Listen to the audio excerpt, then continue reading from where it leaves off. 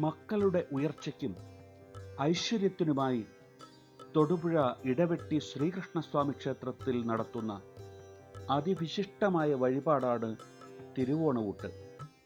എല്ലാ മാസവും തിരുവോണ നാളിലാണ് ഈ വഴിപാട് നടത്തുന്നത്.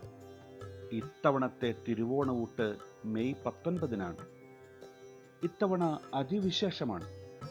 കാരണം ഭഗവാനേറെ പ്രിയപ്പെട്ട വൈശാഖത്തിലെ തിരുവോണ നാളാണ് അന്ന്. അതുകൊണ്ട് തന്നെ ഇത്തവണത്തെ തിരുവോണഊട്ട് വഴിപാടിന് ഇരട്ടി ഫലം എന്നുള്ളതാണ് വിശ്വാസം.